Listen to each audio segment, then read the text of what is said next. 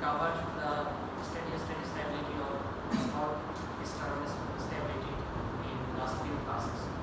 And from today actually we will start the transient stability. Let's go to the introduction slide. So the first point, the transient stability study, also named as large disturbance stability.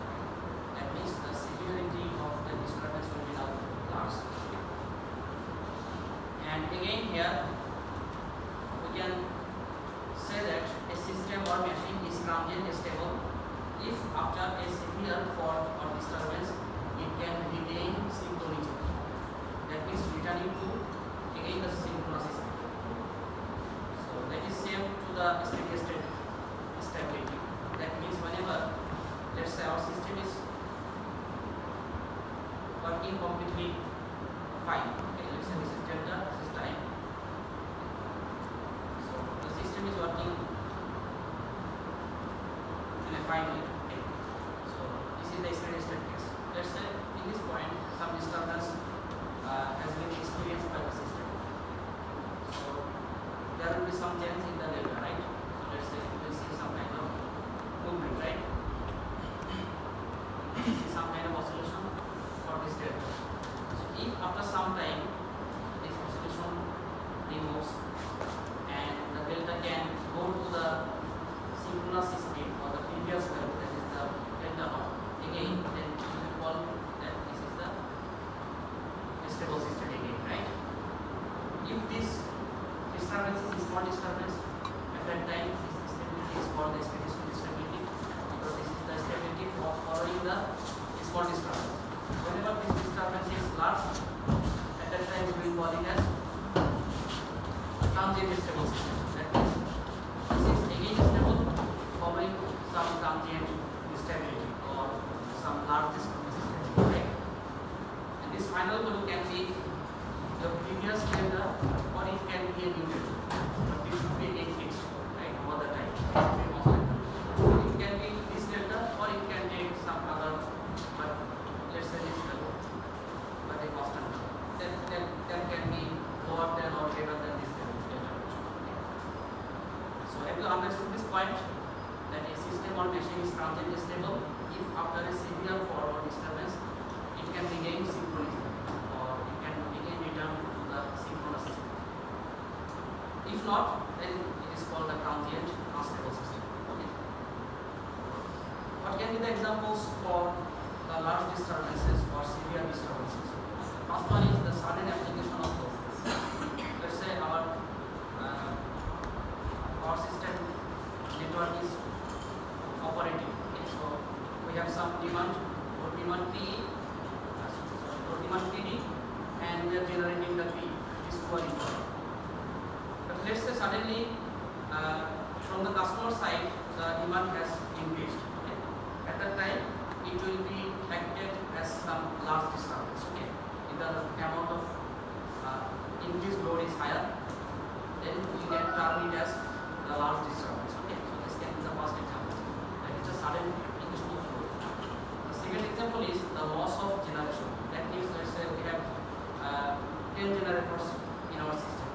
These 10 generators are combinedly giving the supply to the system, right? Let's say at certain moment 3 or 4 generators is out of the synchronism, is out of the system. At that time it will be called as loss of generation. So again this P will drop, right? So it will not be able to match the PD. So this can be termed as the large disturbance as well. Then the loss of large load. This is just the opposite of the first one. The first one was the sudden application of a large load, and this is the loss of large load. That means, let's say our P is equal to PD. But let's say our PD has decreased, right? So again, it will feel some kind of disturbance. So this also can be termed as the severe disturbance or the large disturbance. That is loss of large load. Or there may have some external or internal fault to the system. What can be the external fault? Like your line to line fault, okay. Then 3-phase fault, this kind of thing. Okay. And what can be the internal faults? Like your short circuit fault inside the generator,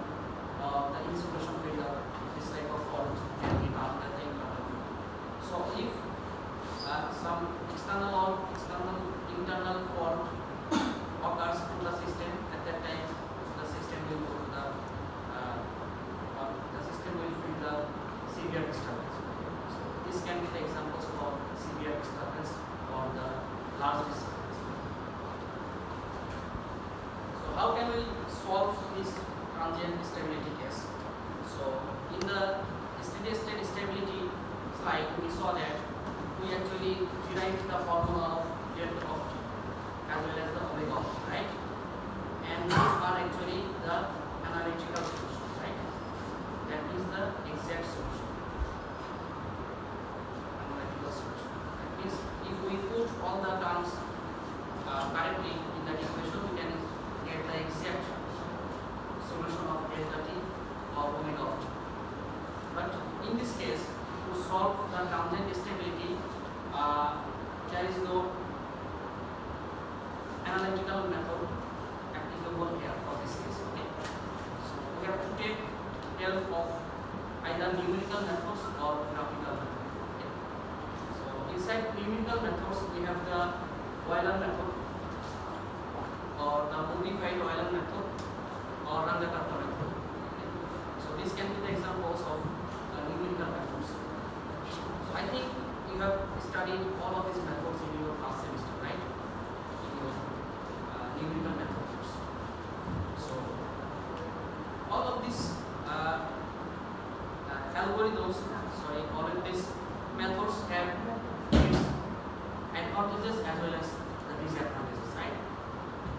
So let's say this Euler method has very fast computational time, right? That means the computational time required to solve using the Euler method is very less.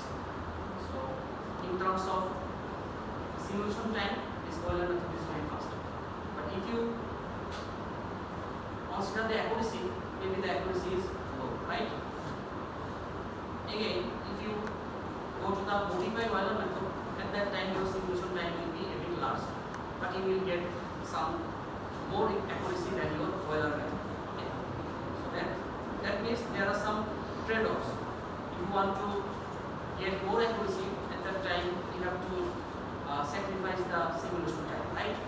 So you have to at that time you have to actually tolerate the large simulation time to get the more accuracy. Okay. Then Randakarta method is, you know, that this is one kind of differential solution, right? You will see some kind of ODEs, that means the ordinary differential equations, and finally if you solve, you will see some kind of results from this Randakarta method. And then the graphical method, we can also apply this method to solve the transient stability. And inside the graphical method, this is the common one then that we can apply. It's called the equal area criterion. Okay. In short, it is called EAC. EAC, equal area criterion. Okay. Actually, in this slide, to solve the transient stability case, we will take help of this method, the graphical method. Okay.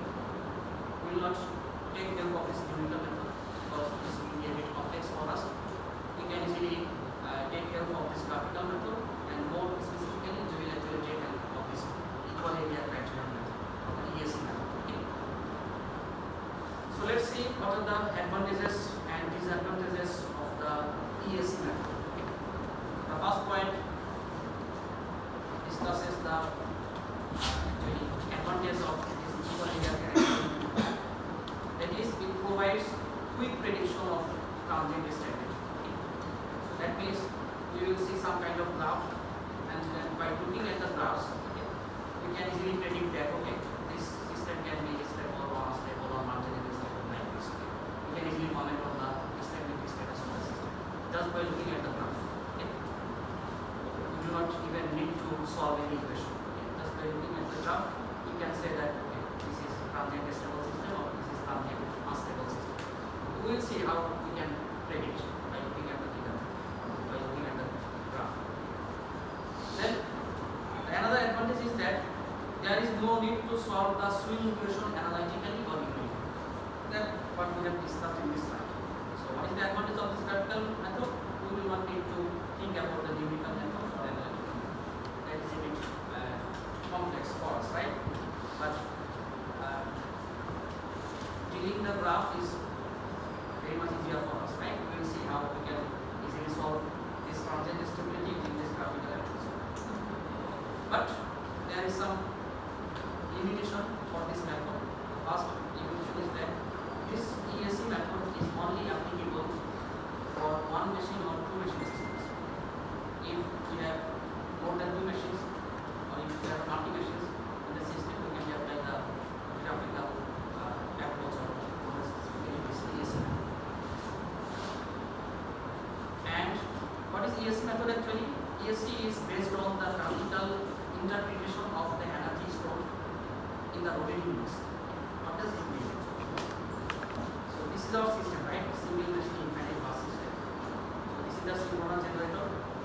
This is infinite bus transformer double circuit. Okay.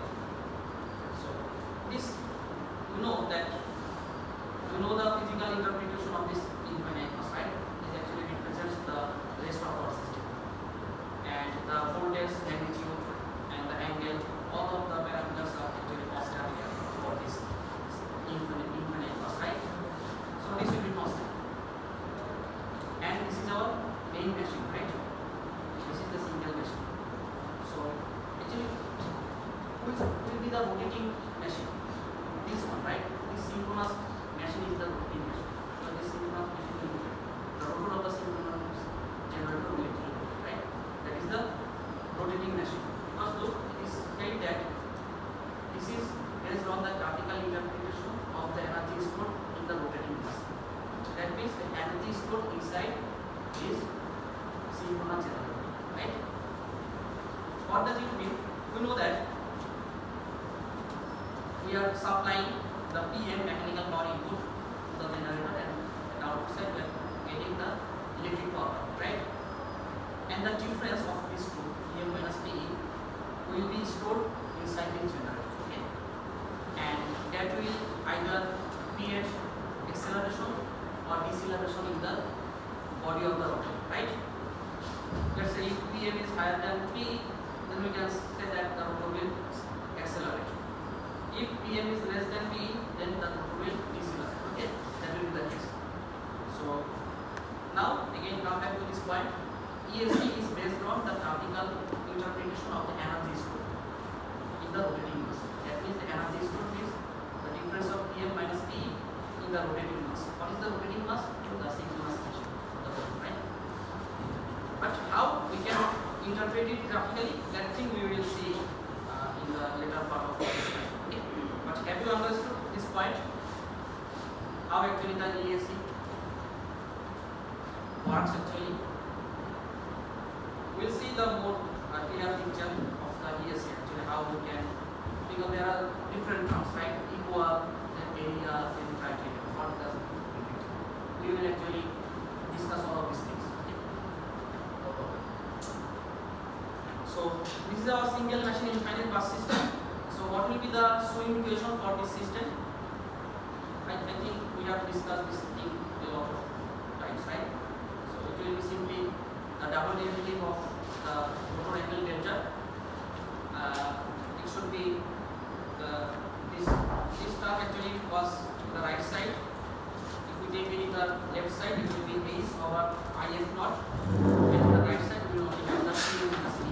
Okay, so this is nothing but the swing equation of our synchronous generator, the single machine infinite bus system. Okay. And what is this delta? I want to remind you another time about the physical interpretation of this delta. What was this delta?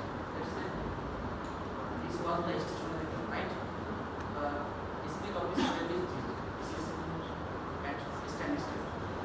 And we considered one synchronously rotating fan, right? And what was the speed of it? It was omega x, right? The synchronous speed. Let's say it is rotating in the clockwise direction. And we have also the rotor, right?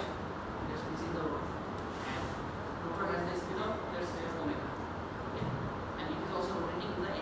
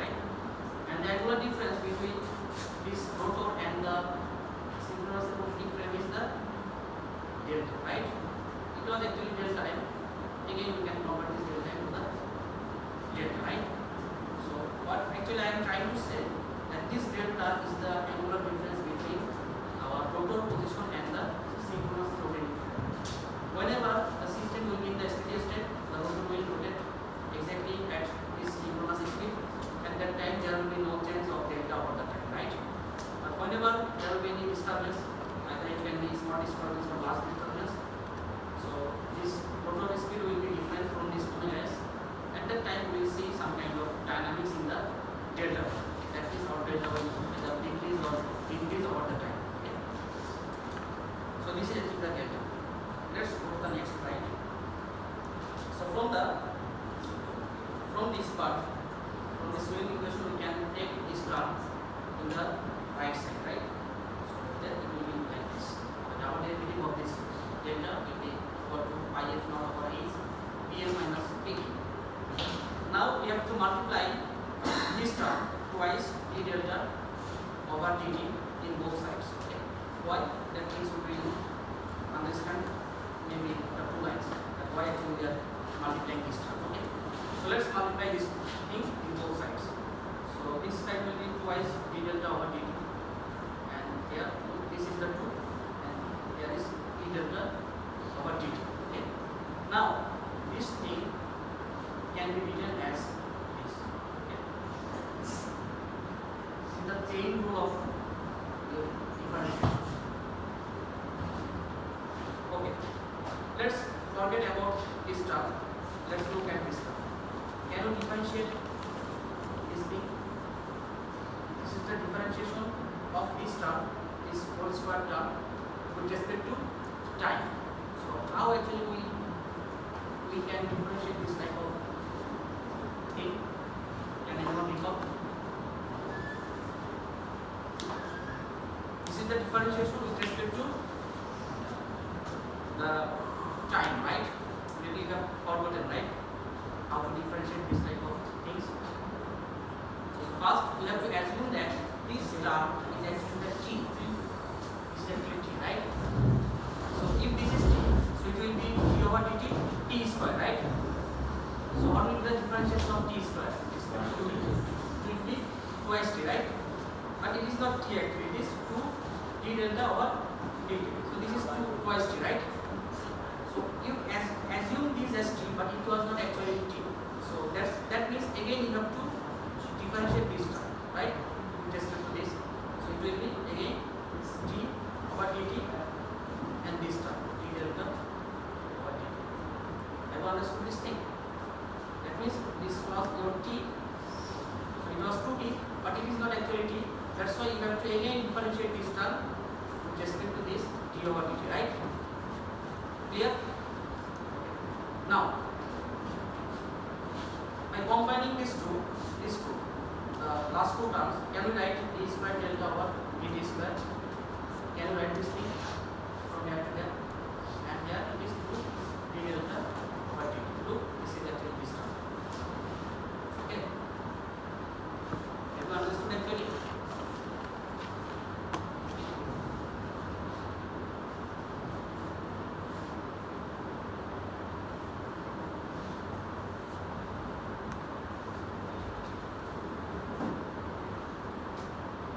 Can you recall the chain rule of this differentiation? So that's why to actually apply this chain rule, we have actually multiplied these 2 d delta over dt term in both sides. Okay, that was the main reason. Now it is d over dt, d delta over dt whole square.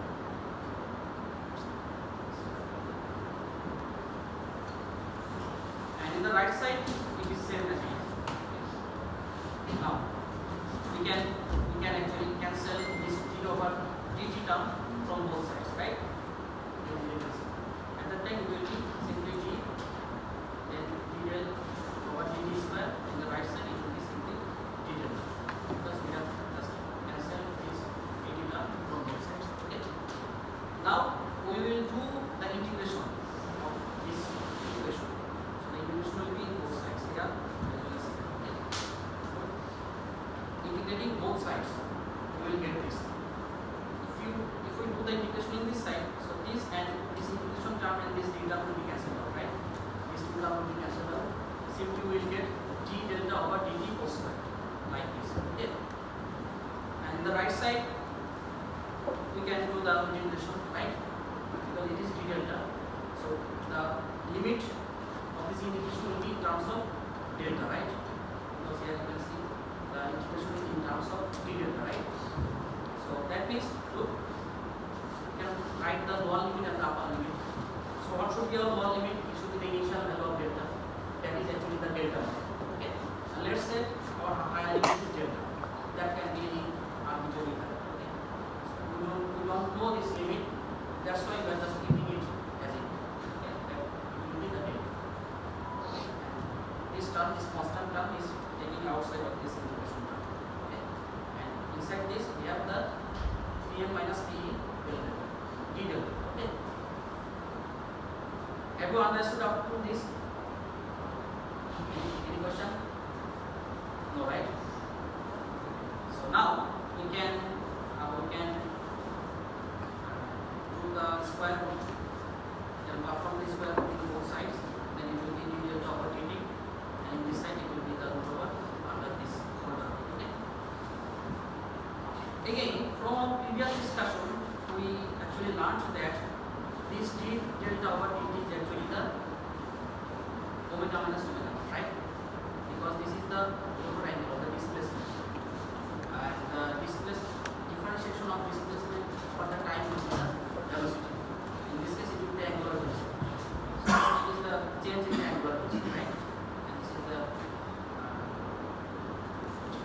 differentiation of delta with respect to the time.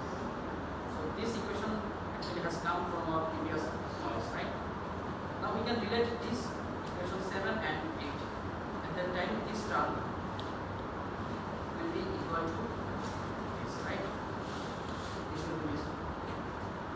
Now look at this statement. So equation 7 represents relative motion of the rotor with respect to a synchronously rotating reference frame. What does it mean? What is this omega? Omega, this is the rotor speed, right? And what is this omega naught? That is the initial speed of the rotor. And at the initial condition, the rotor was at the steady state. That means this omega naught is actually the omega s, right? So that means this is the relative motion between rotor and the synchronously rotating frame, right? And this equation 7, we can write it here like this. This is d delta over dt. That is omega minus omega naught, right?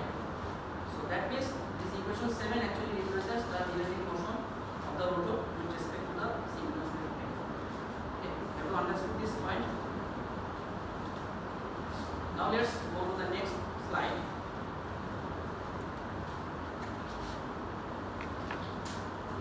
For stability, the rotor should regain synchronism after the disturbance. Okay. What does it mean actually?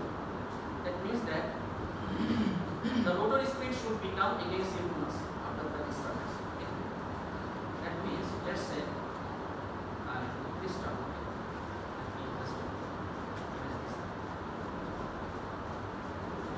So this can be plus omega minus omega naught. Okay. Let's say in the previous case was the steady state case, right? This was the steady state. This was the initial condition. So in the steady state case, omega was exactly equal to the omega naught, right? That means this term will be equal to 0. Okay. So this should be equal to 0. That means the root over under this whole term should be equal to 0. Okay. Or if you just do the square of this term, then it will be simply twice by f naught over e, then this term. Okay. Actually, okay, try to understand. So I am not sure whether you are understanding or not. Do you have any confusion here? Up to now? No, right? 2. This is the initial condition, the steady state, right? At that time, the omega, that means the rotor speed, was same as the synchronous speed. That is the omega. Okay? This is the synchronous speed. So at that time, we can write that this term, right? This term should be 0, right? If you do the square, then this should be vanished. Then this should be equal to 0, right? Again, this is the constant, we can manage this term. So we can simply write the integration of Pm minus Pe with respect to the d delta should be equal to 0, right? And the what limit is delta naught, the upper limit is 0. Have you understood this thing? Now let's say we are in the disturbance state. Okay, let's say this is the large disturbance. So obviously this omega will not be equal to the omega naught, right? And this relative motion will not be now 0. Okay? That means again this term will not be 0, right? This term will not be 0. But after some time, again the system will come to the stable state, right? Let's say after the disturbance, the rotor should regain the synchronism, and that means again the rotor speed should become the synchronous speed, right? Let's say this is the post fault case or post disturbance case, right? This is the post disturbance. At that time again, this omega should be equal to omega s or omega naught. Then the relative motion will be equal to 0, right? That means again we can write this thing, that this should be equal to 0. Okay? Actually here these things has been explained. Like for stability, the rotor should regain the synchronism after the disturbance. That means the rotor speed should become synchronous after the disturbance. If this is the case, so after the disturbance, omega minus omega naught should be equal to 0. What this? This is actually the omega minus omega naught, right? Same thing to delta over dt or omega minus omega naught. This is actually, this should be 0. Or this omega should be equal to omega naught for the stability. If this is the case, then we can establish this equation from equation 7, that the integration of this term should be equal to 0. Have you understood this thing?